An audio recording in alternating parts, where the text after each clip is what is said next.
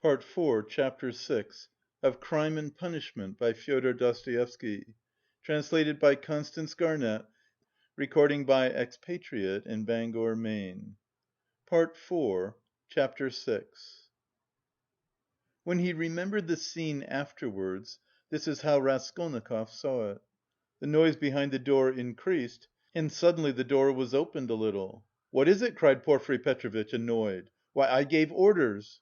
For an instant there was no answer, but it was evident that there were several persons at the door, and that they were apparently pushing somebody back.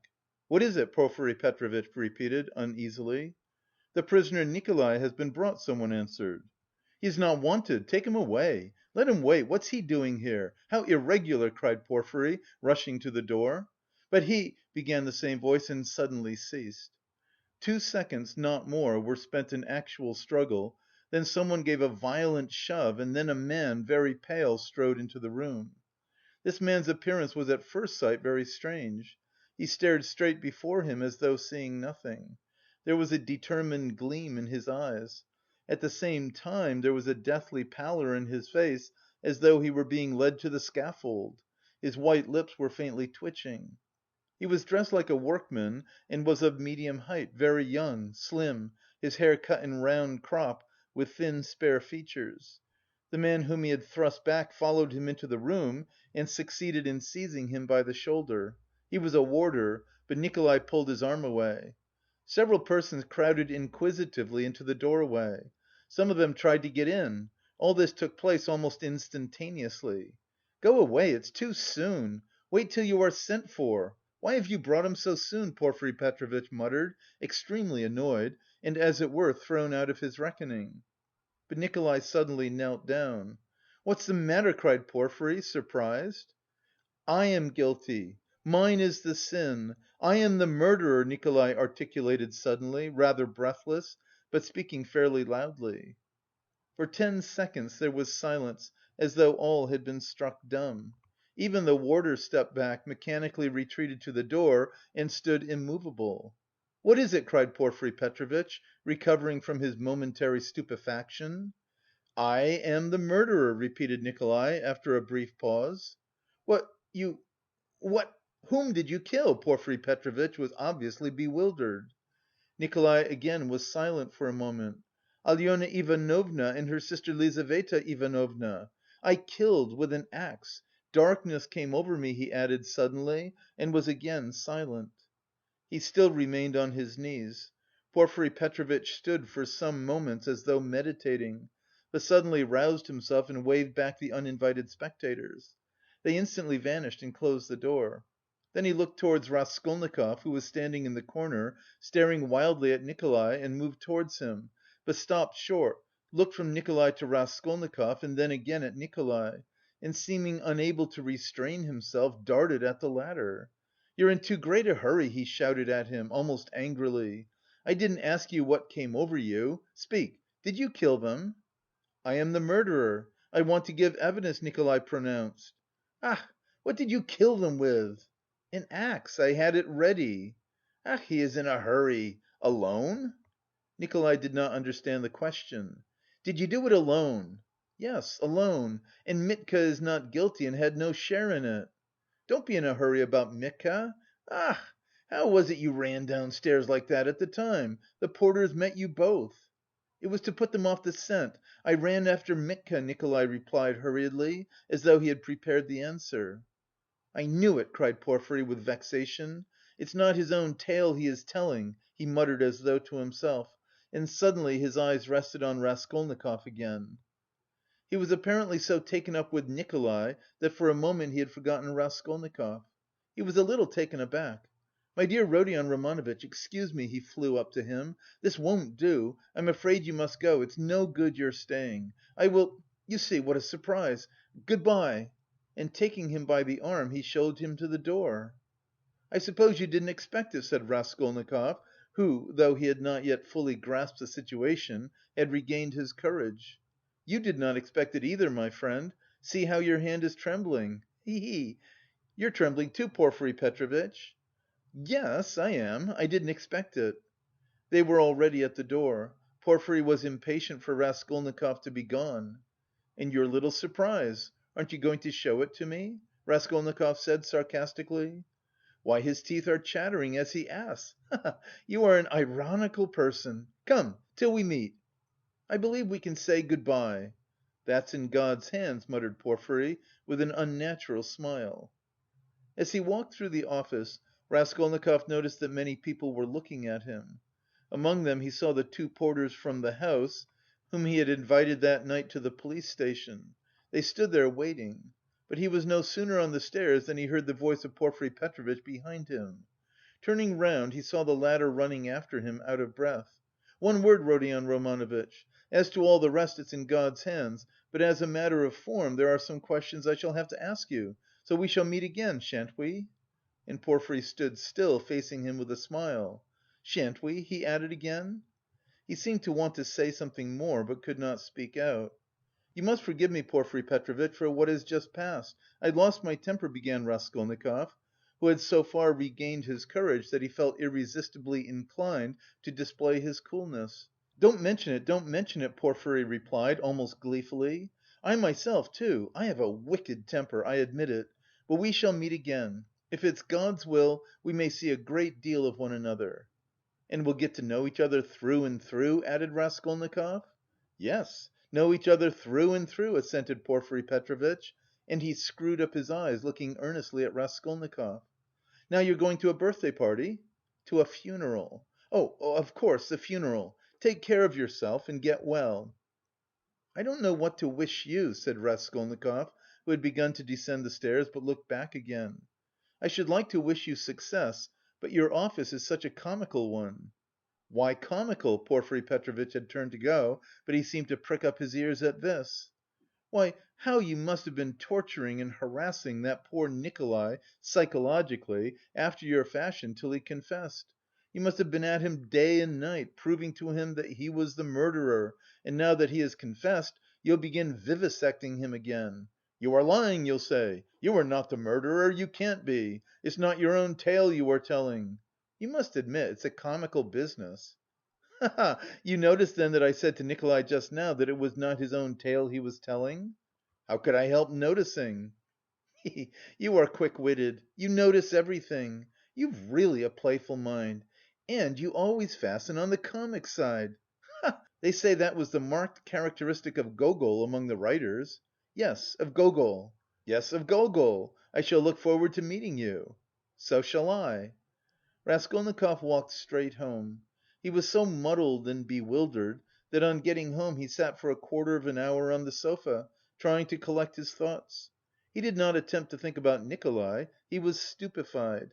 He felt that his confession was something inexplicable, amazing, something beyond his understanding. But Nikolay's confession was an actual fact. The consequences of this fact were clear to him at once, its falsehood could not fail to be discovered, and then they would be after him again.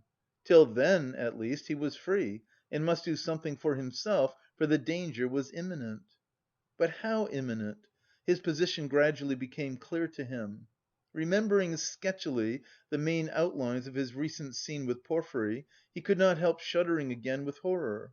Of course he did not yet know all Porfiry's aims, he could not see into all his calculations. But he had already partly shown his hand, and no one knew better than Raskolnikov how terrible Porfiry's lead had been for him. A little more and he might have given himself away completely, circumstantially.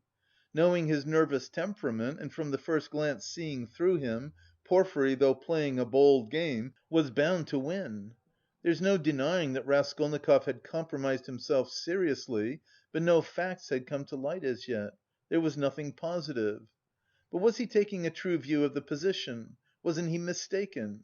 What had Porfiry been trying to get at? Had he really some surprise prepared for him? And what was it? Had he really been expecting something or not? How would they have parted if it had not been for the unexpected appearance of Nikolay? Porfiry had shown almost all his cards. Of course he had risked something in showing them, and if he had really had anything up his sleeve, Raskolnikov reflected, he would have shown that too. What was that surprise? Was it a joke? Had it meant anything? Could it have concealed anything like a fact, a piece of positive evidence? His yesterday's visitor? What had become of him? Where was he to day? If Porfiry really had any evidence, it must be connected with him. He sat on the sofa with his elbows on his knees and his face hidden in his hands. He was still shivering nervously. At last he got up, took his cap, thought a minute and went to the door. He had a sort of presentiment that for to‐day at least he might consider himself out of danger. He had a sudden sense almost of joy. He wanted to make haste to Katerina Ivanovna's. He would be too late for the funeral, of course, but he would be in time for the memorial dinner, and there at once he would see Sonia. He stood still, thought a moment, and a suffering smile came for a moment on to his lips. "To‐day, to‐day," he repeated to himself. "Yes, to‐day. So it must be." But as he was about to open the door, it began opening of itself. He started and moved back. The door opened gently and slowly, and there suddenly appeared a figure, yesterday's visitor from underground. The man stood in the doorway, looked at Raskolnikov without speaking, and took a step forward into the room. He was exactly the same as yesterday, the same figure, the same dress, but there was a great change in his face. He looked dejected and sighed deeply. If he had only put his hand up to his cheek and leaned his head on one side, he would have looked exactly like a peasant woman. "What do you want?" asked Raskolnikov, numb with terror. The man was still silent, but suddenly he bowed down almost to the ground, touching it with his finger. "What is it?" cried Raskolnikov. "I have sinned," the man articulated softly. "How?" "By evil thoughts." They looked at one another. "I was vexed. When you came, perhaps in drink, and bade the porters go to the police station and asked about the blood, I was vexed that they let you go and took you for drunken. I was so vexed that I lost my sleep. And remembering the address, we came here yesterday and asked for you." "Who came?" Raskolnikov interrupted, instantly beginning to recollect. "I did. I've wronged you." "Then you come from that house?" "I was standing at the gate with them, don't you remember? We have carried on our trade in that house for years past. We cure and prepare hides, we take work home. Most of all I was vexed." And the whole scene of the day before yesterday in the gateway came clearly before Raskolnikov's mind. He recollected that there had been several people there besides the porters, women among them. He remembered one voice had suggested taking him straight to the police station. He could not recall the face of the speaker, and even now he did not recognise it, but he remembered that he had turned round and made him some answer. So this was the solution of yesterday's horror. The most awful thought was that he had been actually almost lost, had almost done for himself on account of such a trivial circumstance. So this man could tell nothing except his asking about the flat and the bloodstains. So Porfiry, too, had nothing but that delirium, no facts but this psychology which cuts both ways, nothing positive. So if no more facts come to light and they must not, then what can they do to him? How can they convict him, even if they arrest him? And Porfiry then had only just heard about the flat and had not known about it before. "Was it you who told Porfiry that I'd been there?" he cried, struck by a sudden idea. "What Porfiry?" "The head of the detective department." "Yes, the porters did not go there, but I went." "To day?" "I got there 2 minutes before you. And I heard it all, how he worried you." "Where? What? When?" "Why, in the next room. I was sitting there all the time." "What? Why, then you were the surprise? But how could it happen, upon my word?" "I saw that the porters did not want to do what I said," began the man. "'For it's too late,' said they, 'and maybe he'll be angry that we did not come at the time.' I was vexed and I lost my sleep, and I began making inquiries. And finding out yesterday where to go, I went to day. The first time I went he wasn't there, when I came an hour later he couldn't see me. I went the third time and they showed me in. I informed him of everything just as it happened, and he began skipping about the room and punching himself on the chest.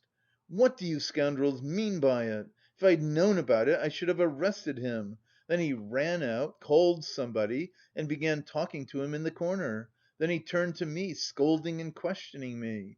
He scolded me a great deal, and I told him everything, and I told him that you didn't dare to say a word in answer to me yesterday, and that you didn't recognise me. And he fell to running about again and kept hitting himself on the chest and getting angry and running about, and when you were announced he told me to go into the next room. 'Sit there a bit,' he said, 'don't move, whatever you may hear.' And he set a chair there for me and locked me in. "Perhaps," he said, "I may call you." "And when Nikolay'd been brought, he let me out as soon as you were gone. 'I shall send for you again and question you,' he said." "And did he question Nikolay while you were there?" "He got rid of me as he did of you before he spoke to Nikolay." The man stood still and again suddenly bowed down, touching the ground with his finger. "Forgive me for my evil thoughts and my slander." "May God forgive you," answered Raskolnikov. And as he said this the man bowed down again, but not to the ground, turned slowly and went out of the room. "It all cuts both ways. Now it all cuts both ways," repeated Raskolnikov, and he went out more confident than ever. "Now we'll make a fight for it," he said with a malicious smile as he went down the stairs. His malice was aimed at himself, with shame and contempt he recollected his cowardice. End of Part 4. Recording by Expatriate in Bangor, Maine.